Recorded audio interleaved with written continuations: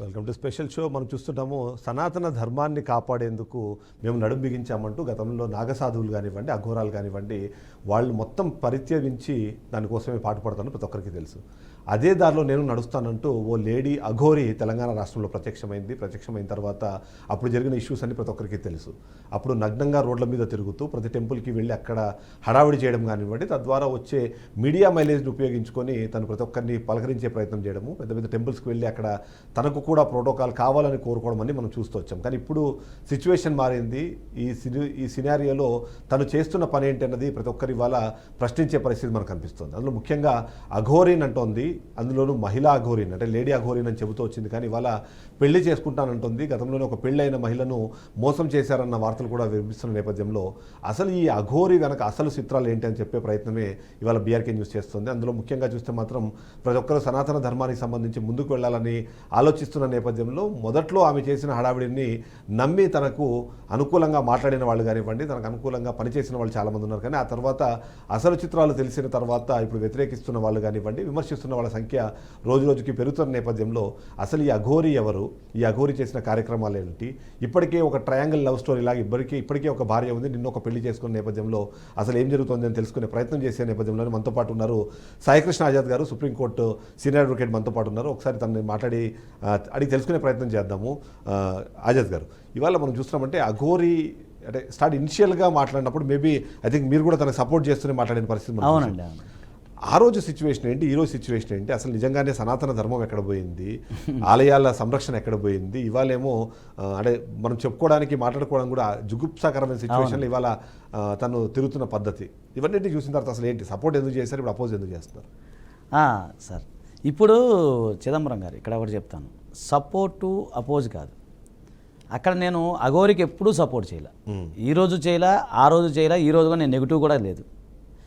అక్కడ ఒక సనాతన ధర్మం కోసం, ఒక హిందూ ధర్మం కోసం పాటుపడే వ్యక్తి వచ్చినప్పుడు అతనికి కొన్ని ఆటంకాలు, అలాగే అతనికి కొన్ని బెదిరింపులు, అలాగే అతని అటకాయించటాలు ఇవి జరిగినప్పుడు అప్పుడు ఒక మనిషిగా, ఒక హిందూ వ్యక్తిగా, హిందూ ధర్మాన్ని ప్రేమించే వ్యక్తిగా నేను ఆ రోజు అతనికి సపోర్ట్ చేయడం జరిగింది.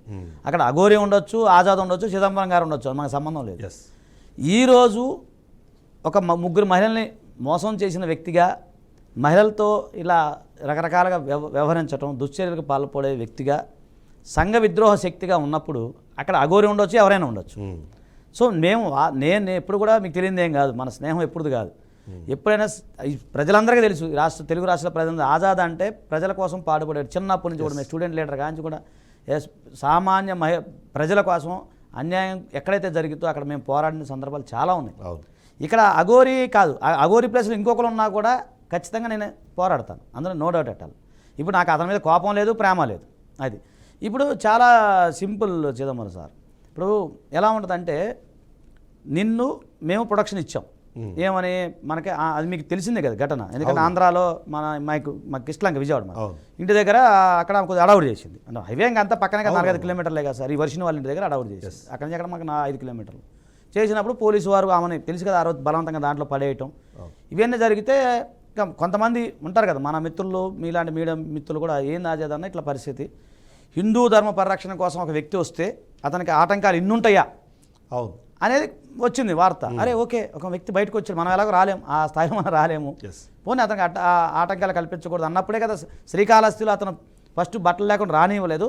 తర్వాత మీరు గమనించారో లేదు, అతన్ని రాచమర్యాలతో తీసుకెళ్ళి దర్శనం చేయించారు. తెల్లారే నేను వెంటనే మళ్ళీ ఆర్డర్ కాపీ అటు పంపించి శ్రీకాళహస్తి సీఏ గారు చెప్పడం ఇవన్నీ జరిగినాయి. మొత్తం జరగని మళ్ళీ తెల్లారి అతను తీసుకెళ్ళి అంటే ఆ రకంగా రాచమర్యాలతో అతను తీసుకెళ్లారు. ఎందుకు? అతను దేవాలయ పరిరక్షణ కోసం, ఈ ఏదైతే గోహత్య పరిరక్షణ కోసం, గోహత్యతో పాటుగా మహిళలపైన దాడులు జరిగినాయి, అలాగే ముత్యాలమ్మ ఘటన జరిగింది. ఇవన్నీ అంటే ఎవరైనా ముందుకు వస్తారు కదా సార్, రావాలి కూడా మన ధర్మం అది. కానీ ఇప్పుడు ఆ ధర్మం ఎక్కడ పోయింది? ఇప్పుడు ఆయన ఏమో ఒకప్పుడేమో క్షేమం గురించి మాట్లాడి, వాళ్ళేమో కామం గురించి మాట్లాడే పరిస్థితి. మంచి మాట అన్నారు. అసలు ఏంటి అసలు ఆ ట్రాన్స్లేషన్ ఏంది? అంటే ఆ మొదట్లో చేసింది మోసమా, ఇప్పుడు మనం చూస్తోంది అబద్ధమా ఏంటి? అసలు చాలా మంది దాన్ని పోల్చుకోలేకపోతున్నారు. ఎందుకంటే రెండు పరస్పర విరుద్ధమైన విషయాలు, ఆ రెండు విషయాల్లోనూ ఎవరు ఇప్పటికి కూడా చూసుకోలేకపోతున్నారు. సో మీరు ఆయన దగ్గరగా చూశారు కాబట్టి సరే ఆయన అనాలో ఆమనాలో తెలియట్లేదు. అంటే ఆయన అనాలి, ఇప్పుడు ఆయన అనాలి, అప్పుడు అఘోర మాత అన్నాం, అప్పుడు ఇప్పుడు ఆయన అనాలి, లేకపోతే లీగల్ గా మళ్ళీ ఇష్యూ వస్తుంది. ఎస్, సారా నాయన మేడం కన్ఫ్యూజన్ చాలా మందిలో ఉండిపోయింది. ఏంటి అసలు సార్ అసలు నిజమే. చక్కగా వివరిస్తాను సార్. యాక్చువల్లీ నేను మొన్నటిదాకా కూడా న్యూట్రల్గా ఉన్నా, ఎందుకంటే ఈ వర్షిని విషయము ఇవన్నీ జరిగినాయి. మనం చూస్తుంటాం, మనకెందుకు అది వ్యక్తిగత విషయం, మనకు సంబంధం లేదు అనుకున్నమాట వాస్తవమే. తర్వాత ఏమైందంటే మీకు అంటే ఓపెన్గా చెప్తున్నాను లైవ్లోనే, వర్షిని సంబంధించిన పేరెంట్స్ 15 days బ్యాక్ నా దగ్గరికి వచ్చారు. మా దగ్గరికి వచ్చారు, మన ఇంటికి వచ్చారు, అప్రోచ్ అయ్యారు. అలా అమ్మగారు, నాన్నగారు, అతను అబ్బాయి ముగ్గురు వచ్చారు. సార్ మీరు ఇట్లా అప్పుడు ఆ టైంలో ఇట్లా హెల్ప్ చేశారు, అదే అతనికి హెల్ప్ చేశారు, ఇట్లా మీ వల్ల జరిగింది వాస్తవం చెప్పండి. మా అమ్మాయి పరిచయం అవడం కారణం మీరే ఇండైరెక్ట్గా. ఎందుకంటే ఆ రోజు బట్టలు లేకుండా మా నించున్నప్పుడే ఈ వర్షం వెళ్ళి అక్కడ క్లాత్ ఇచ్చిందంట ఆమెకి. ఓకే, అర్థమైందా సబ్జెక్ట్ మీకు? అది సైమెంటైజర్గా జరిగింది. అర్థమైందా? అక్కడ జరిగింది. అది మనం ప్రొడక్షన్ ఆర్డర్ తెచ్చాం కానీ మీరు పోలీసులు ఏం చేయలేరు, ఆయన ముట్టుకోలేదు. ముట్టుకోకుండా అతను బట్టలు లేకుండా అక్కడ కూర్చుంటే పోలీసులు అక్కడ ఉన్న సందర్శకులను అడిగారంట, ఎవరైనా ఉంటే బట్టలన్నా కప్పండి అమ్మ అతనికి. అంటే అప్పుడు ఈ అమ్మాయి డేరికి వెళ్ళి బట్ట ఇచ్చింది, అదే ఏదో ఆ క్లాత్ ఏదో ఇచ్చింది. సో అక్కడ వాళ్ళిద్దరి మధ్య ఫోన్ నెంబర్లు ఎక్స్చేంజ్, అది నాకు తెలియదు మొదటిదాకా. సరే ఏదైనా డైరెక్ట్గా అది పక్కన పెడదాం. సో వాళ్ళు అప్రోచ్ అయ్యి సార్ మీరు సహకారం కావాలి అది అంటే నేను అన్నాను, నేను చేయనమ్మా, ఎందుకంటే మళ్ళీ మొదటిదాకా ఆయనకు సపోర్ట్గా ఉండి ఇట్లా వస్తే మళ్ళీ పబ్లిక్ వేరే రకంగా అనుకుంటారు, నాకు అవసరం లేదు, మీరు వెళ్ళిపోండి అమ్మా అని చెప్పి నేను అపాయింట్మెంట్ కూడా ఇవ్వలేదు. వాళ్ళు వెళ్ళిపోయారు, పాపం బాధపడుకుంటే వెళ్ళిపోయారు, ఏడ్చుకుంటూ వెళ్ళిపోయారు. అది అయిపోయింది, అది కూడా నేను పెద్ద పట్టించుకోలేదు. తర్వాత కాలక్రమం ఇవన్నీ చూస్తూ ఉంటాం. మళ్ళీ వాళ్ళు తీసుకొచ్చారు, తర్వాత తెలిసే కదా సార్, తీసుకొచ్చారు, వర్షం తీసుకొచ్చారు, మన విజయవాడ సంబంధించిన మన ఒక ఛానల్ అయినా జాబ్ ఇచ్చారు. నేను కూడా కథ సుఖాంతం అయిపోయింది అనుకున్నా, కానీ మళ్ళీ సీన్ రివర్స్ అయిపోయింది. అమ్మాయి పారిపోవటం, మళ్ళీ వెళ్తాం. అరే ఇదేంట్రా బాబు, నేను ఒక వ్యక్తి అని మీరు అన్నట్టు మంచి మాట అన్నారు, ఇప్పుడు కామం అనేది అయిపోయింది. అలా ఇదేంటి ఇలా మాట్లాడటం ఏంటి, తాలిబొట్టేంటి, పెళ్ళేంటి, ఇదే ఎక్కడ మేము సరే అది పక్కన పెడదాం. మళ్ళీ వెంటనే ఈ రాధిక అని ఆమె రావటం, ఆమె అడ్వకేటు, ఓపెన్ చేయడం, నా ఏకలవ్య శిష్యురాలు. సో ఆమె కూడా వాళ్ళకి సంబంధించిన వాళ్ళ మామయ్య గారు వీళ్ళంతా ఇప్పుడు మామూలుగా మనం అడ్వకేట్లో ఉన్నప్పుడు ఫాలో అవుతుంటారు కదా, జూనియర్ కాబట్టి ఫాలో అవుతా ఆ మామయ్య గారు, తర్వాత మన శివరుద్ర స్వామి గారు వీళ్ళంతా కూడా కలిసి ఇక సరే ఆజాద్ దగ్గరికి వెళ్దాం అన్నట్టు ఉద్దేశంతో మా దగ్గర రావడం జరిగింది సార్. అదొకటి. ఇంకో విషయం చెప్తా, మొన్న ఎఫ్ఐఆర్ ఏదైతే 10 లక్షల రూపాయలు చీటింగ్ జరిగింది చూసారా, అది మీకు నిజాయితీగా చెప్తున్నా, నా దగ్గర 20 days బ్యాక్ నా దగ్గర వచ్చింది. ఆ సంబంధించిన పర్సన్స్ మమ్మల్ని అప్రోచ్ అయ్యారు. అయితే నేను దాన్ని నిజాలు తెలుసుకోవాలమ్మా, పోలీసు వాళ్ళ చేతిలో ఉంది కాబట్టి మనం దాన్ని ఏం టచ్ చేయకూడదు, పోలీసు వాళ్ళు ఇన్వెస్టిగేషన్ చేసి ఛార్జ్షీట్ ఫైల్ చేస్తారు అన్నట్టుగా నేను దాన్ని కూడా లైట్ తీసుకున్నాను. నేను ఇప్పుడు ఏమవుతుందంటే, అంటే మీకు ఇప్పుడు మీడియాకి మొన్న 2 రోజుల నుంచి అతని యొక్క ఏదైతే జరిగిన మోసపూరిత వ్యవహారం మొన్న జరిగినాయి, కానీ నా దగ్గరికి ఇప్పుడు కాదు 20 రోజులు 1 month నుంచి ఒకటొకటి వస్తూనే ఉన్నాయి బయటికి. సో నాకు అప్పుడు అనిపించింది, ఇదేంట్రా మనమేమో అతను సంఘానికి ఉపయోగపడతాడు, దేశానికి ఉపయోగపడతాడు అనుకుంటే చివరికి సంఘ విద్రోహ శక్తిగా మారిపోయాడు. అరే అది ఏదో చేసేస్తాడని చెప్పి మనం ఇంత సహాయం చేస్తే అని చెప్పి అప్పుడు నాకు ఆలోచన వచ్చి నేను నిన్న మహిళా కమిషన్ దృష్టికి తీసుకెళ్ళటం, చైర్పర్సన్ గారు చాలా చక్కగా వచ్చిన మన పర్సన్ అగ్రీడ్ పర్సన్ ఎవరైతే ఉన్నారో ఆమెను తీసుకొని రిసీవ్ చేసుకొని అన్ని ఎవిడెన్స్ మేము సబ్మిట్ చేశాము. వాళ్ళు చక్కగా దాన్ని యాక్సెప్ట్ చేశారు. నెక్స్ట్ దాని మీద ఫర్దర్గా ఇన్వెస్టిగేషన్ జరుగుతూ ఉంది. 2 పిటిషన్లు పడ్డాయి నిన్న మీకు. ఒకటేంటంటే వర్షిని వాళ్ళ సంబంధించిన వాళ్ళు కూడా వచ్చారు, నిన్న పేరెంట్స్ వచ్చారు. వస్తే వాళ్ళకు కూడా నేను గైడ్లైన్స్ ఇచ్చాను. ఇప్పుడు నా ధర్మం ప్రకారం నేను గైడ్లైన్స్ ఇస్తాను కదా సార్. ఇచ్చినప్పుడు 2 పిటిషన్లు కూడా దేవుడు యాక్సెప్ట్ అయినాయి. మేడం గారు కూడా చక్కగా పాజిటివ్గా స్పందించారు. దాని మీద ఇన్వెస్టిగేషన్ 2-3 రోజుల్లో మీకు డెవలప్మెంట్. ఇప్పుడు అందరికీ ఉన్న అనుమానం ఏంటంటే ట్రాన్స్జెండర్ తను, సో ట్రాన్స్జెండర్గా మారి ఫీమేల్గా ఉన్నారు. ఇంకో ఫీమేల్ని మ్యారేజ్ చేసుకోవడానికి మన చట్టపరంగా అది ఒప్పుకునే అవకాశం చెల్లదు. కానీ ఇప్పుడు మొదటి భార్య ఏంటి, ఇప్పుడు రెండో భార్య ఏంటి, ఇప్పుడు మొదటి భార్య సంబంధించి ఏం జరిగిందో ఇంకా నిజాలు బయటికి రాకముందే ఇది అంటే అఫీషియల్ చేసుకునే క్రమంలో వీడియోలు రిలీజ్ చేయడము, వాటి తర్వాత నెక్స్ట్ ఎక్కడికి పోతున్నాయి ఇవన్నీ మాట్లాడడం, ఇవన్నీ ఏంటి ఆలోచన విధానం ఏమంటారు అసలు మీరు? అంటే పెళ్ళి అనేది కాదు సార్ ఇక్కడ. నిన్న కూడా నేను అదే చెప్తాను, అమ్మాయి ఎవరైతే రాధిక అన్న అమ్మాయి ఉందో, మొన్న జరిగిన సంఘటన ఆ రోజుకి నాకు పరిచయం లేదు. అంటే మా ఆఫీస్కి వస్తానని అన్నారు, దారిలో ఉండగా ఒక మీడియా ఛానల్కి ఇచ్చారు ఇంటర్వ్యూ. ఇచ్చినప్పుడు ఆమెకి అది అంటే ల్యాక్ ఆఫ్ నాలెడ్జ్ ఉండొచ్చు, లేదా టెన్షన్లో ఉండొచ్చు, లేదా మైండ్ సెట్ బాగోపోవచ్చు, ఏదైనా కానీ ఆ సందర్భంలో ఏంటంటే పెళ్లి చేసుకుంటే తాలిబొట్టు కట్టాడు అన్నట్టుగా వచ్చింది వర్షం. యాక్చువల్గా తర్వాత ఇప్పుడు లాయర్కి డాక్టర్కి నిజాలు చెప్పాలి. మీకు చెప్పే మీడియా ముఖంగా ఉన్నది వేరుంటుంది, మాకు చెప్పే వ్యవహారం వేరుంటుంది కదా సార్. మేము కూర్చొని అసలు ఏం జరిగిందమ్మా విషయం చెప్పు, లాయర్కి డాక్టర్ నిజాలు ఇవాళ బీయింగ్ అన్ అడ్వకేట్ సార్ ఏం జరిగింది అన్నప్పుడు ఆమె కొన్ని విషయాలు నాకు చెప్పడం జరిగింది. అది ఓన్లీ ఫోర్స్ఫుల్గా జరిగిన వ్యవహారం, ఫోర్స్గా ఆమెను తీసుకెళ్ళి కొన్ని మభ్యపెట్టి చేయటమే. ఇంకొక కైండ్ ఇన్ఫర్మేషన్ ఏంటంటే, మీరు కావాలంటే అఘోరా దొరికితే ఆమె కారులో వెతికితే ఎప్పుడు తాలిబొట్లు ఇన్ని ఉంటాయంట. ఓకే, అది నాకు వర్షిని వాళ్ళ అన్నయ్య చెప్పాడు. అతను నిన్న చెప్తున్నాడు. సో అయితే ఇప్పుడు సరే బాధితులు మనం ఒకరిద్దరు అనుకుంటున్నాం కానీ బట్ అది నెంబర్ పెరిగే అవకాశం అయితే చాలా ఉంది. ఉండొచ్చేమో. ఆ. ఇంకోటి ఏంటంటే తాలిబోట్లు అందరు కడతాడంట. మ్హూ. కట్టేసి ఇప్పుడు ఎవరు నేను వాళ్ళ వర్షిని వాళ్ళ అన్నయ్య ఒక అతను ఉన్నాడు, XYZ పేరు చెప్పకూడదు, అవును. ఆ అన్నయ్య కూడా తాలిబోటు కట్టాడంట. మా ఫ్రెండ్స్ కామెంట్ అరే జాగ్రత్తగా ఉంటారు నీ కూడా కట్టేటట్టు ఉన్నారు అంటున్నారు. అలా అంటే ఉంది. సైకలాజికల్ ఏంటి అసలు ఆయన అంటే ఇప్పుడు మనము ఇప్పటిదాకా సరే ట్రాన్స్జెండర్ అనే కమ్యూనిటీని గౌరవించడానికి కారణం ఏంటి అంటే ఫిజికల్గా వాళ్ళు ఏమున్నా సరే మెంటల్గా వాళ్ళు ఇంకొక దాన్ని భావిస్తున్నారు కాబట్టి దాన్ని గౌరవించాలని చెప్పేసి సుప్రీంకోర్టులో అయినా సరే లేకపోతే మనం సామాన్య మానవులుగా అయినా సరే మనం అందరినీ గౌరవిస్తూ వస్తున్నాం. కానీ ఇలాంటి వాళ్ళు రావడం ద్వారా ఆ కమ్యూనిటీకి కూడా ఇవాళ దెబ్బపడే పరిస్థితి. దీని తగదన్నట్టుగా సనాతన ధర్మం అనే ఒక మంచి క్లాజ్ని తీసుకొని ఆ కాజ్ని తీసుకొని వచ్చి తద్వారా దాన్ని ఉపయోగించుకోవాలనో లేకపోతే మిస్యూజ్ చేసుకోవాలనే ప్రయత్నం చేయడం, ఇవన్నీ అసలు ఎట్లా విశ్లేషించాలంటారు? ఒకటండి, మీరు ట్రాన్స్జెండర్ కమ్యూనిటీ అనేది నిజంగా దైవత్వం కమ్యూనిటీ. అది ఇది మిస్యూజ్ ఎవరో ఒక్కళ్ళు ఉన్నారు, ఇతను వాళ్ళు కూడా వ్యతిరేకిస్తున్నారు. ఫస్ట్ కానించి కూడా మీకు మా మంచి మిత్రురాలు ఈ సందర్భంగా ఆమె మనం గుర్తు చేసుకోవాలి. వరంగల్కి సంబంధించిన లైలా అనే ఒక ఆమె ఉంది. ఆమె మీలాగా మిత్రుడు పాత పరిచయం ఎప్పటి నుంచో మనకే ఉంటుంది. ఆమె కూడా కొన్ని సందర్భాల్లో సపోర్ట్ చేయడం జరిగింది. ఓకే, ఆ టైంలో నా ముఖం చూసి నేను చెప్తే అది కాదు లైలా ఇట్లా అంటే సరే సపోర్ట్ చేయడం. వరంగల్లో ఘటన జరిగింది కదా, ఇది శ్మశానంలో కోడిని కోయటం మీకు ఐడియా ఉంది. అప్పుడు కూడా చేయడం జరిగింది. తర్వాత మళ్ళీ వీళ్ళందరూ తేరుకున్నారు. ఇదేంటి ఇతను పేరు చెప్పి చెట్టు పేరు చెప్పి కాయలు అమ్ముకున్నాడు, మిస్యూజ్ చేస్తూ ఉన్నాడు. సో అని చెప్పి వాళ్ళు కూడా రివర్స్ అయిపోయారు. మొత్తం వాళ్ళు రివర్స్ అయిపోయారు. మీలాంటి సీనియర్ జర్నలిస్టులు వాళ్ళు కూడా సబ్జెక్ట్ తెలుసుకున్నారు, కామన్ మ్యాన్ తెలుసుకున్నారు. ఈరోజు ఇది ఒకటి కాదండి, ఇంకా మీకు చెప్పకూడదు, కొన్ని ఇంకా బయటకు వచ్చే ఉన్నాయి. కొన్ని రోజుల్లో కొంతమంది అప్రోచ్ అవుతా ఉన్నారు బాధితులు. నాకు ఒకళ్ళు వస్తూ ఉన్నారు, చిట్టా పెరుగుతుంది రోజుకి. అది ఎక్కడి వరకు దారి తీసిద్దో కూడా తెలియదు. సో కాకపోతే వాళ్ళు ఏంటంటే గుట్టుగా మా పేర్లు రావద్దు సార్ అంటున్నారు, కానీ అది వస్తాయి కొద్ది రోజులు పోతే అవి కూడా అన్నీ కూడా వస్తాయి. సో నేనేమంటున్నానంటే ఇక్కడ మీరు ఒక ఎన్నుకున్న మార్గము మంచిది, దాన్ని ఎవ్వరూ కాదన్నారు. కానీ ఆ ఎన్నుకున్న మార్గంలో చేసే పొరపచ్చాలు ఇవన్నీ కూడా సంఘ విద్రోహం అయినాయి. రేపొద్దు నిజంగా ఒక అఘోరి నాగసాధు మన కాశీ నుంచి మన దగ్గరికి వస్తే మనం నమ్మం. అంతేగా, తెలుగు తెలుగు రాష్ట్ర ప్రజలు నమ్మే స్థితిలో లేరు ఈరోజు. నిజంగా జెన్యూన్ పర్సన్ ఎవరన్నా వచ్చి కాశీ నుంచి నేను పూజలు చేస్తాను అమ్మో అనేటట్టు భయపెట్టేశాం. సో నేను ఏమంటున్నాను, ఇప్పుడు లేదు, ఏదైనా హిందూ ధర్మ పరిరక్షణ కోసం 400 ముందుకు వచ్చినా కూడా నమ్మే స్థితిలో లేరు ఇప్పుడు ఎవరు. ఒక రకమైన భ్రష్టు పట్టిన వ్యవహారం చేస్తూ ఉన్నది. సో నేనేమన్నా చట్టం ఏ విధంగా ఉంటే ఆ విధంగా వెళ్ళాలి. ఇప్పుడు అక్కడ ఏదైతే FIR కాపీ నా దగ్గర ఉంది, మరి మీ దగ్గర ఉంటే ఓకే నేను పంపిస్తాను. ఏదైతే 318 చీటింగ్ కేసు 10 లక్షల రూపాయలు తీసుకెళ్ళటం అవన్నీ కూడా చాలా ఘోరంగా జరిగినాయి. అక్కడ ఒక అన్యాయం జరిగింది. నిన్న 3,15,000 రూపాయలు ఈ అమ్మాయి ట్రాన్స్ఫర్ చేసింది అతనికి. అది కూడా మా దగ్గర లిస్ట్ ఉంది. ఆ అకౌంట్లో కూడా అమౌంట్ తీసుకున్నాడు, వేరే వాళ్ళ దగ్గర కూడా కొంత తీసుకున్నాడు, ఇంకో వాళ్ళ దగ్గర కూడా కొంత తీసుకుని ఇంకో దగ్గర కొంత తీసుకున్నాడు.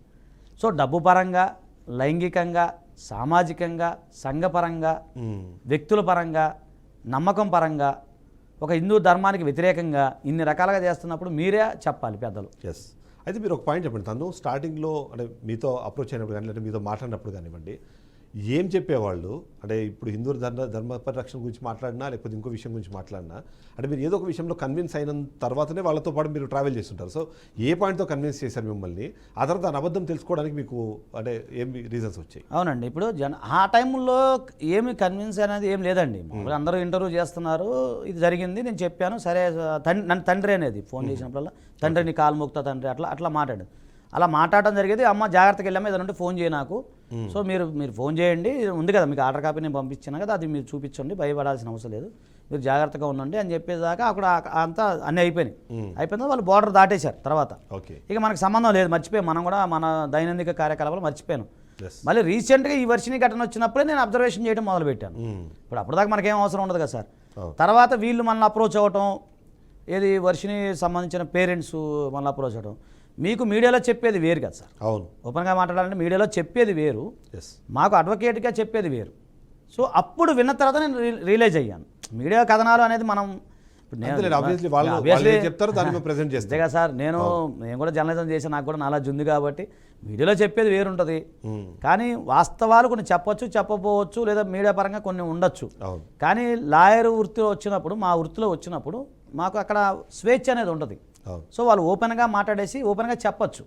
సో వాళ్ళు చెప్పినవి కొన్ని ఉన్నాయి, అవి మనం చెప్పకూడదు కానీ కొన్ని అవి ఉన్నాయి, వేరే చాలా ఉన్నాయండి. అది కానీ ఇప్పుడు వర్షన్ని పేరెంట్స్ వాళ్ళ వర్షన్ ఏంటి? ఎందుకంటే వాళ్ళు మొదటి నుంచి కూడా ఇతని వ్యవహార శైలిని వాళ్ళు వ్యతిరేకిస్తున్నారు. అంతేకాకుండా నేను అఘోరిని, నాకు ప్రత్యేక శక్తులు ఉన్నాయి, లేకపోతే ఇంకోటి అలాంటి కొన్ని మాటలు చెప్తూ వాళ్ళని ఏమార్చే ప్రయత్నం చేశారు. అదొకటి. ఈ అమ్మాయి ఏజ్ కూడా మరి చిన్నది కాదు, మరి పెద్ద అమ్మాయి కాదు కాబట్టి సో మెచ్యూరిటీ ఉంది. అట్ ద సేమ్ టైం అంటే సొంతంగా డెసిషన్ తీసుకునేంత కెపాసిటీ కూడా లేని అమ్మాయిలా కనిపిస్తుంది.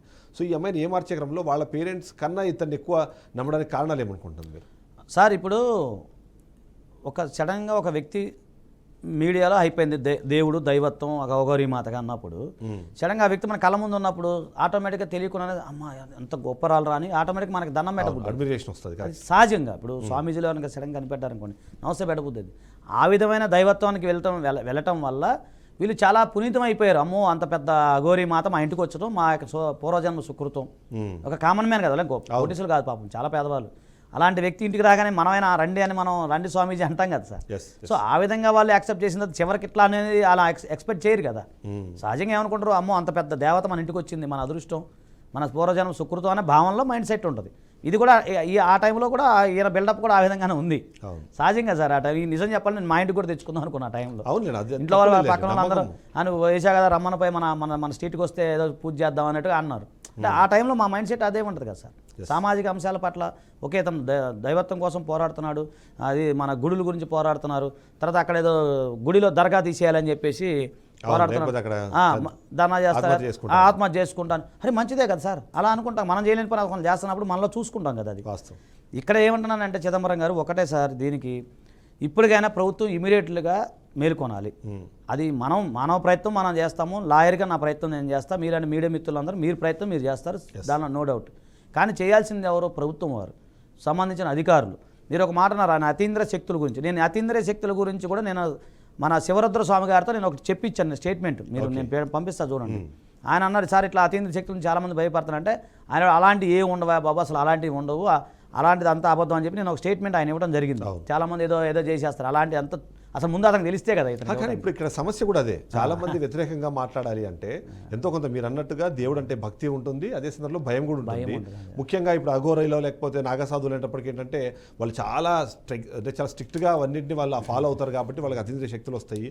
వాళ్ళు ఏదైనా అంటే జరిగిపోతుందనే భయంతో చాలా మంది మాట్లాడలేదని కూడా ఒక మాట వినిపిస్తుంది. సో ఇలాంటి వ్యక్తుల్ని ఇప్పుడు వీళ్ళని అఘోరీలు అనడానికి లేదు, లేకపోతే వీళ్ళు నిజంగానే ధర్మ సంస్థ దాని పరిరక్షణకు సంబంధించి వీళ్ళు చేసేది ఏం లేదు. కానీ ఇలాంటి భయాలను జనాల్లోకి తీసుకెళ్లడం ద్వారా లాభం పొందాలనే ప్రయత్నం చేస్తారు సార్. వాళ్ళకి ఏమని చెప్పాలంటే మీరు పర్మిషన్ ఇస్తే అఘోరి నిన్న మాట్లాడిన శివరుద్ర స్వామి గారు నాకు పెట్టిన వీడియో ఉంది, విత్ ఎవరు పర్మిషన్ ఇస్తే నేను ప్లే చేస్తాను. ఎందుకంటే ఇవాళ రేపు జరుగుతున్నది కూడా ఏంటంటే ఇలాంటివి అంటే నమ్మకాలను ఆసరాగా చేసుకొని ప్రజల్ని మోసం చేసే ప్రయత్నంలో భాగంగానే ఇలాంటి క్యారెక్టర్లు చాలా పుట్టుకొస్తున్నాయి. వాటి మీద ఖచ్చితంగా ప్రజలు కూడా అప్రమత్తం అవ్వాల్సిన పరిస్థితి ఖచ్చితంగా ఉంది. ఎందుకంటే ఇవాళ మనం అఘోరిని చూస్తున్నాము. నిజంగానే గత 6 నెలల నుంచి ఆ స్టోరీని ఫాలో అయ్యే వాళ్ళ ప్రతి ఒక్కరికి అర్థమయ్యేది ఏంటి అంటే చాలా క్లియర్గా అటెన్షన్ సీకర్ అనే విషయం అయితే అర్థమవుతుంది. దాని విషయం గురించి మనం మాట్లాడదు. ఎందుకంటే అటెన్షన్ సీకింగ్లో భాగంగానే ఎవరైతే ధర్మ పరిరక్షణ గురించో లేకపోతే సనాతన ధర్మం గురించో బాగా మాట్లాడుతున్నారు కాబట్టి దాని గురించి చేసే ప్రయత్నం జరిగింది.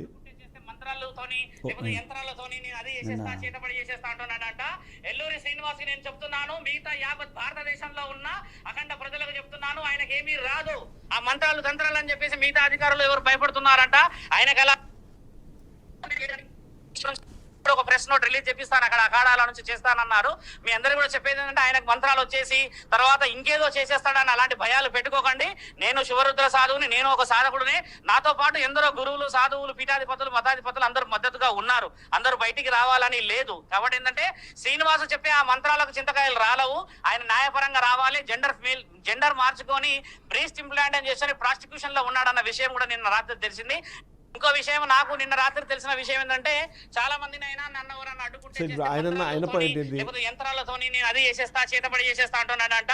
ఎల్లూరి శ్రీనివాస్ నేను చెప్తున్నాను, మిగతా యావత్ భారతదేశంలో ఉన్న అఖండ ప్రజలకు చెప్తున్నాను, ఆయనకి ఏమీ రాదు. ఆ మంత్రాలు తంత్రాలు అని చెప్పేసి మిగతా అధికారులు ఎవరు భయపడుతున్నారంట. ఆయనకు అలా ప్రాస్టిట్యూషన్ లో ఉన్నారన్న విషయం ఏదో తెలిసింది అని అంటున్నారంటే ఏంటి దాని మీద? అది నాకు ఐడియా లేదు సార్, అది నాకు తెలియదు. అది ఎవరు అన్నారు నేను చూశాను. ఇప్పుడు ఈయన చెప్పేది మీకు అర్థమైంది కదా. ఆయన ఏమంటే ఆయన కూడా సాధకుడే. ఇంకోటి చాలా మంది ఈరోజు సాధు సంతులు అందరూ రివర్స్ అయ్యారు. ఆ వీడియో కూడా నా దగ్గర ఉంది. కానీ నేను మీకు పంపిస్తాను, 5 తర్వాత మీకు ఇస్తాను. ఇప్పుడు ఏమవుతుందంటే అసలు ఆయనకి మంత్రాలు రావు ఏమీ రావు, అసలు సాధన అనేది లేదు. ఓకే. ఒక నిజం చెప్పండి ఏదో పౌడర్ లాంటిది ఏదో పూసుకొని నేను అని చెప్పడం తప్ప రామని చెప్పి ఆయన క్లియర్గా చెప్తున్నారు. వేరే సంబంధించిన ఈయన వేరే వాళ్ళతో అఖండ ఉంటారు కదా సార్, వాళ్ళ అకోడనో ఏదో అంటారు దాన్ని, వాళ్ళతో కూడా మాట్లాడటం జరిగింది. అంత సీన్ లేదు. చాలామంది మీరు ఎవరైనా సరే ప్రజలందరూ కూడా భయపడద్దు, ఆయనకి ఏదో మంత్రాలు వస్తాయి, తంత్రాలు వస్తాయి, యంత్రాలు వస్తాయి, ఏవన్నీ సుత్తి మాటలు, ఎవరు భయపడాల్సిన అవసరం లేదని చెప్పి ఆయన క్లియర్గా చెప్పడం జరిగింది. ఇది దయచేసి అలాంటి అని మీరు అలాంటి అని ఉంటే కూడా మనసులోని తీసేయండి. అధికారులైనా, ప్రభుత్వం అయినా, ప్రజలైనా, నేనైనా, మీరైనా. సో ఇప్పుడు వాళ్ళని ఖచ్చితంగా అరెస్ట్ చేయాలి అన్నది చాలా డిమాండ్ గట్టిగా వినిపిస్తుంది. దానికి వివిధ కారణాలు చూపిస్తున్నారు. మొదటిది ఏదైతే హిందుత్వం పేరుతో చేసిన మోసం కావచ్చు, డబ్బులు ఏదైతే లీగల్గా వేరే వాళ్ళని ఆ డబ్బుల పేరుతో మోసం చేయడము, పెళ్లిళ్ళ పేరుతో మోసం చేయడం, ఇవన్నీ ఉన్నాయి అన్నప్పుడు సో టెక్నికల్గా కానివ్వండి లీగల్లీ ఎంత పాసిబిలిటీ ఉంది అతను అరెస్ట్ చేయడానికి? ఖచ్చితంగా చీటింగే కదా సార్ ఇది. ఇప్పుడు మీకు ఏది అక్కర్లా, ఒక ఎఫ్ఐఆర్ 10 లక్షల రూపాయలు తీసుకున్నాడు, అది చీటింగే కదా సార్. 1 రూపాయన చీటింగే, 100 కోట్లైనా చీటింగే. నిన్న మేము ఇచ్చిన కంప్లైంట్ కొన్ని లైంగికంగా వేధించాడు, అలాగే కొన్ని సందర్భాల్లో డబ్బులు తీసుకున్నాడు, ప్రజల్ని మభ్యపెట్టాడు. ఇవన్నీ కూడా పోలీసు వారు ఎంక్వైరీ చేస్తే ఆటోమేటిక్గా అతను అరెస్ట్ చేసే రైట్ అయితే ఉంటుంది కదా సార్. ఇంకో డౌట్ కూడా ఉంది. ఇప్పుడు వర్షిని వాళ్ళ బ్రదర్తో కూడా తను అలా అంటే అసభ్యంగా ప్రవర్తించిన కొన్ని వీడియోలు కూడా రిలీజ్ అయ్యాయి. దానికి సరే అతను ఏదో రీల్స్ అనేవి ఏదో కవర్ చేసుకునే ప్రయత్నం చేశారు. కానీ స్వలింగ సంపర్కం అన్నది కూడా భారతదేశంలో నేరమే. సో అలా అనుకున్నా సరే, ఇలా అనుకున్నా ఇంకొకటి చెప్పమంటారా మీరు ఓపెన్గా చెప్పాలంటే, అక్కడ ఎప్పుడైతే ఆమె అంటే నేను విజయవాడలో చెప్తాను, విజయవాడ హైవేలో ఎప్పుడైతే కూర్చొని అక్కడ ఎంతోమంది మీద పోలీసు వారి పైన కూడా మా బూతులు మాట్లాడింది, మన వీడియోలు ఉన్నాయి. అవును. XYZ కొడతానికి వెళ్ళటం, వాళ్ళని కూడా బూతులు తిట్టింది. మీరు కావాలంటే సుమోటోగా దాన్ని కూడా కేసు చేయొచ్చు పోలీసు వారు, ఎందుకంటే డ్యూటీలో ఉన్న అధికారిని అడ్డుకుంటున్న నేరమే కదా. సో డ్యూటీలో ఉన్న అధికారులను చాలాసార్లు అడ్డుకుంది ఆమె, పోలీసు వారిని అడ్డుకుంది, వేరే అధికారులను అడ్డుకుంది, శ్రీకాళహస్తిలో వేరే అధికారులు వస్తే వాళ్ళని అడ్డుకుంది. అంటే ఇక్కడ పోలీసు వారిని కూడా తిట్టింది. మీకు ఆ వీడియో ఉంది కదా, మీ దగ్గర ఉందా లేదో తెలియదు, కానీ నా దగ్గర నాకు వచ్చింది. బూతులు మాట్లాడింది, అలాంటోడు ఇలాంటోడు, అంత పెద్ద పోలీసు అధికారులను తిట్టడం జరుగుతుంది. సో మరి అప్పుడు ఏం చేయాలి, సుమోటోగానే తీసుకోవాల్సి వస్తుంది. సుమోటోగా తీసుకోవాలి, ప్రభుత్వం దీనిపైన వెంటనే చర్యలు తీసుకోవాలి, 2 రాష్ట్రాలు చర్యలు తీసుకోవాలి. అంటే ఇప్పుడు తను వేసే ఆ వేషం ఏదైతే ఉందో, ఆ పౌడర్ పూసుకునేది, అది ఒక పర్సెప్షన్ అయితే, ఆ కార్ని కూడా అలానే తయారు చేసి అంటే ఆ ప్రచారం కోరుకుంది అన్న దాన్ని విశ్లేషించాల్సిన అవసరం ఉందంటారు ఇక్కడ? ఖచ్చితంగా ఉందండి. దాని మీద ఆర్టీఐ ఆఫీసులు చర్యలు తీసుకోవాలి. ఎక్కడ రిజిస్ట్రేషన్ ఉందో దాని నెంబర్ ఉండదు, దానిపైన ఏమి ఉండదు. పోలీసు దానికి సంబంధించిన ఆర్టీఐ అధికారులు అది ఎక్కడ రిజిస్ట్రేషన్ అయిందో చూసుకొని దాన్ని కూడా సీజ్ చేయాలి. అసలు ఇప్పుడు మీరు ఒక పాయింట్ స్టార్టింగ్లో చెప్పారు, కేవలం హిందూ ధర్మ పరిరక్షణ కోసం ప్రయత్నిస్తున్న నేపథ్యంలో ఒక హిందువుగానో లేకపోతే హిందుత్వాన్ని నమ్మే వ్యక్తిగానో ఆమెకు నేను సపోర్ట్ చేశాను. మీలాగనే చాలామంది ఇప్పటికి కూడా, లేదా ఈ రోజు వరకు చెప్పలేం కానీ, బట్ ఇప్పటి వరకు ఆమెను సపోర్ట్ చేసింది ఒక హిందుత్వ పరిరక్షణ కోసం ఏదో ప్రయత్నం చేస్తుందని. కానీ అదంతా ఇప్పుడు తప్పు అని తేలిన తర్వాత, ఇప్పుడు మనం మొన్న చూసాము, అఖాడాలు కానివ్వండి, వీళ్ళందరూ వాళ్ళ కమ్యూనిటీలో ఎవరైనా తప్పు చేస్తే వెంటనే వాళ్ళని బహిష్కరించడం కానివ్వండి, వాళ్ళ దాంట్లోంచి పంపించడం జరుగుతున్నది. సో ఇప్పుడు ఈమెను బహిష్కరించాలంటే ఎవరు బహిష్కరించాలి? అఘోరాలు ఓన్ చేసుకోలేదు, నాగసాధువులకు సంబంధం లేదు, ఈమెకి ఏమీ ఒక కమ్యూనిటీతో రిలేషన్ ఉన్నట్టుగా మనకు అర్థం అవ్వట్లేదు. సో ఏంటి ఇంతమందిని మోసం చేసి ఎలా చూడాలంటారు దాన్ని? ఏమైనా యాంటీ సోషల్ ఎలిమెంట్ అంటే ఏముంటుందండి? ఎవరు ఎలిమినేట్ చేయాలి వాళ్ళని, ఎవరు బహిష్కరించాలంటే మనమే బహిష్కరించాలి సార్. ఓకే, అంతే కదా సార్, ఏముంటుంది? సో ఇప్పుడు వీళ్ళందరూ సాధు సంతువులు అందరూ ఏం చేయాలంటారు? ఎందుకంటే ఇప్పుడు తను చెప్పిన ప్రకారం కూడా మేము ఆల్రెడీ వ్యతిరేకిస్తున్నాము, కరెక్ట్ కాదు అని చెప్తున్నాము అన్నది ఒకటి తెలుస్తుంది. సో మిగిలిన వాళ్ళు ఎవరైతే మీరు చెప్పినట్టుగా ధర్మ పరిరక్షణ కోసం పాటుపడుతున్న కీలకమైన వ్యక్తులు ఎవరైతే వాళ్ళు సైలెంట్గా ఉండడం వల్ల కూడా ఇలాంటి వాళ్ళు పెట్టరైపోతున్నారు అన్నది ఒక మాట ఉంది. సో వాళ్ళు ఏం చేయాలంటారు? ఒకటి సార్, ఇప్పుడు చెడ్డవాడి దుర్మార్గం కంటే మంచివాడి మౌనం దేశానికి ప్రమాదకరం. ఇప్పుడు అందరూ ఒకళ్ళు వస్తున్నారండి, బయటకు వస్తున్నారు, ఒకళ్ళు బయటకు వస్తున్నారు. ఇప్పుడు మీకంటే వాళ్ళ నిన్న నుంచి మొదటిదాకా ఏంటంటే మంచివాడు అనేది ఉంటుంది కదా సార్. ఇప్పుడు తెలుస్తుంది, ప్రజలకు అవేర్నెస్ వస్తూ ఉంది, సామాజికంగా అందరికి తెలుస్తూ ఉన్నారు, అవేర్నెస్ వస్తుంది, ఒకళ్ళు బయటకు వస్తున్నారు. మీకు చూడండి 2-3 రోజుల్లో మళ్ళీ మనం ఒక డిస్కషన్ పెడదాం. 2-3 రోజులు ఎంత డెవలప్మెంట్ అయితే మీరు చూడండి, ఖచ్చితంగా డెవలప్మెంట్ అవుతుంది. ప్రజలు బయటకు వస్తున్నారు కదా. ఇప్పుడు నిన్నటిదాకా ఏంటంటే దేవుడు అమ్మ అన్నది ఉంది, ఇప్పుడు అది పోయింది కదా సార్. మోసగాడు అన్న ముద్ర పడినప్పుడు ఇంకా ఎవరైనా బయటకు రాకుండా ఎట్లుంటారు సార్? ఖచ్చితంగా రావాల్సిందే కదా. సో మన ఇతిహాసాల్లో కానివ్వండి, దాంట్లో కానివ్వండి, మూడో వ్యక్తి అంటే థర్డ్ జెండర్గా మనం పిలుచుకునే వాళ్ళకి చాలా గొప్ప శక్తులు ఉంటాయని, లేకపోతే వాళ్ళని మనం నిజంగానే చెప్పాలంటే దేవతగా భావించే పరిస్థితి ఉంటుంది. ఇలాంటి వాళ్ళు వచ్చి ఆ కమ్యూనిటీని కూడా ఇవాళ ఇబ్బంది పెట్టే పరిస్థితి చూడండి. కరెక్టే సార్, వాళ్ళ కమ్యూనిటీ వాళ్ళే ఇప్పుడు అతను తిడతా ఉన్నారు, వ్యతిరేకిస్తూ ఉన్నారు. కొడితే కనపడితే కొడతామంటున్నారు. నిన్న ఒకళ్ళు ఎవరో వార్నింగ్ ఇస్తూ ఉన్నారు, మనం చూసాం. కనపడితే కొట్టేటట్టు ఉన్నారు వాళ్ళు. సో అది అక్కడే ఇప్పుడు వాళ్ళు చాలా మంచి వాళ్ళండి. మీరంటూ ఎవరైతే మీరు అన్న ట్రాన్స్జెండర్స్ వాళ్ళంతా కూడా చాలామంది మనకు చెప్పాక నాకు చాలామంది పరిచయం ఉన్నారు. అంత ఇక్కడ మంచితనము ఆ దుర్మార్గం అనేది మనసుకు సంబంధించిన విషయం. మనం శరీరం కాదు సార్, మన శరీరానికి సంబంధం లేదు కదా, మనసుకు సంబంధించిన విషయం. మరి అతను యాంటీ సోషల్ ఎలిమెంట్గా సంఘ వ్యతిరేకంగా వెళ్తున్నప్పుడు ప్రతి ఒక్కరు ఖండించాల్సిన బాధ్యత అక్కడ ట్రాన్స్జెండరా మనిషా మగ అవన్నీ కాదు సార్, ప్రతి ఒక్కరము మనం ఖండించాలి. ఇక్కడ నేను అనేది హిందూ ధర్మం అనేది ఆ టైంలో నేను మాట్లాడిన మాట అంతే. కానీ ఇప్పుడు భారతీయ పౌరుడు ప్రతి ఒక్కరు కూడా ఖండించాలి, ప్రతి కమ్యూనిటీ కూడా ఖండించాల్సిందే దీంట్లో, అది సార్. సో ఇప్పుడు ఇక్కడ కీలకమైన అంశం ఏంటంటే అఘోరికి మనం ఏదో ఒక మెసేజ్ ఇవ్వాలి. ఎందుకంటే ఇప్పుడు వరకు చేసినది లేకపోతే ఇవన్నీ బయటపడిపోయినాయి, అదైతే అర్థమైపోతుంది. సో ఆ సందర్భంలో ఖచ్చితంగా ఆయనకు మెసేజ్ ఇవ్వాల్సిన పరిస్థితి ఉంటే యాజ్ ఏ అడ్వకేట్గా మీరు ఏమి మెసేజ్ ఇస్తారు వాళ్ళకి? చేసిన తప్పుల నుంచి బయటపడాలన్నా లేకపోతే ఈ తప్పులను ఒప్పుకొని ముందుకెళ్ళాలనుకుంటే ఏంటి అసలు? ఏదైనా కోరుకునేది పరివర్తనే కదా సార్. చట్టాలు అనేవి ఇవన్నీ కూడా పరివర్తన కోసమేగా. ఒక మనిషి నేరం చేశాడు, అతను మళ్ళీ నేరం చేయకుండా ఉండాలంటే శిక్ష దేనికి? పరివర్తన కోసమే కదా సార్. పరివర్తన కోసమే చట్టం తన పని తాను చేసుకుని వెళ్ళిపోతుంది దాంట్లో, అంతే. అదే కదా ఎవరైనా కోరుకునేది. ఇప్పుడు నేను మామూలుగా నిన్న వర్షిని తల్లిదండ్రులు ఏమంటారు సార్, ఆయన ఎడిపోతే మాకెందుకు, ఇంకో వేరే ఆమె బాధితురాలు ఉంది, ఆమె వీళ్ళు ఏమంటారు, మా డబ్బులు మాకు ఇచ్చేసేసి, మా అమ్మాయిని మాకు ఇచ్చేసి, నువ్వు ఏమన్నా చట్టం ఏది చేస్తే అది నీకు శిక్ష పడుతుంది, శిక్ష అవుతుంది, ఏదన్నా అవుతుంది. ఇప్పుడు కామన్ మ్యాన్ కోరుకునేది అదే కదా సార్, డబ్బులు పెట్టే మోసపోయాను, మా డబ్బులు మాకు కావాలంటారు కదా. సరే ఆయన ఏం చెప్తాడు, నేను కూడా ఇచ్చా అంటాడు. ఇస్తే ఎవిడెన్స్ చూపించమనండి, మీడియాకి వచ్చి చూపించమనండి, తప్పేముంది. అది తీసేసి ఎంతలో అనేది నడుచుద్ది. కానీ ఒకటిసారి అవన్నీ సరే, అవి వ్యక్తిగత విషయాలు కావచ్చు చిదంబరం గారు, అది మనకు సంబంధం లేని విషయం. కానీ ఒక ఇట్లా సామాజిక అంశాల పేర్లు చెప్పి సమాజాన్ని ఇట్లా తీసుకెళ్తుంటే కొంచెం బాధ అనిపిస్తుంది, ఒక కామన్ మ్యాన్గా బాధ అనిపిస్తుంది. కానీ సామాజిక స్పృహనా లేకపోతే మానసిక రుగ్మతనా ఏంటి, ఆయన ఎలా చూడాలంటారు అసలు? నిన్న అదే డిస్కషన్ అదే అయింది. మరి తర్వాత ప్రభుత్వం వారు అది నిర్ణయం తీసుకొని మరి అన్ని ఏం చేయాలనేది ప్రభుత్వం వారు చూసుకోవాలి. సో ఇప్పుడు రాధిక కానివ్వండి, శ్రీవర్షం కానీ నిజంగా వీళ్ళకు న్యాయం జరగాలంటే ఏం జరగాలంటారు, ఏం చేయాలంటారు అసలు? ఇక్కడ శ్రీవర్షిని కాదు, శ్రీవర్షిని తల్లిదండ్రులకి.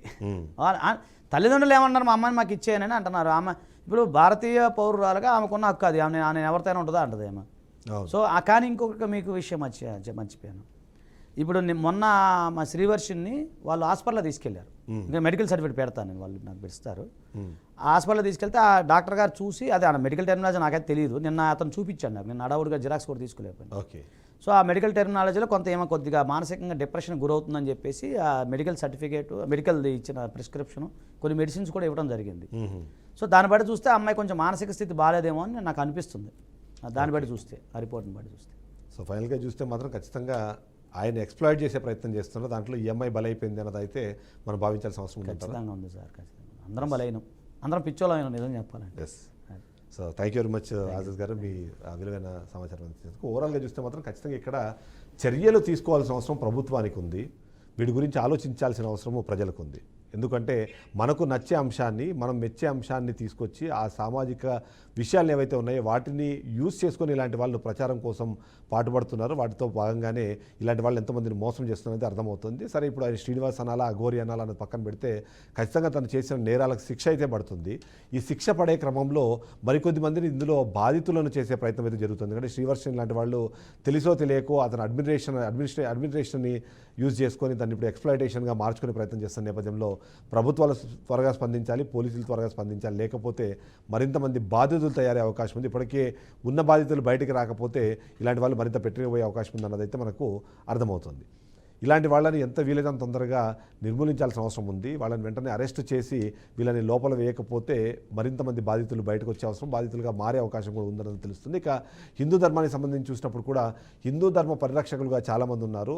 ఆ పేరుతో ఎవరైనా ముందుకు వస్తే వాళ్ళని నమ్మని పరిస్థితి ఉండకూడదు అన్నా సరే, లేకపోతే చాలా గొప్పగా చూసుకుని ఆ ట్రాన్స్జెండర్స్ను కూడా ఇలాంటి వాళ్ళు మోసం చేస్తున్నదైతే అర్థమవుతున్న నేపథ్యంలో వీటన్నిటికీ ఒక ఫుల్ స్టాప్ అయితే పెట్టాల్సిన అవసరం కనిపిస్తుంది.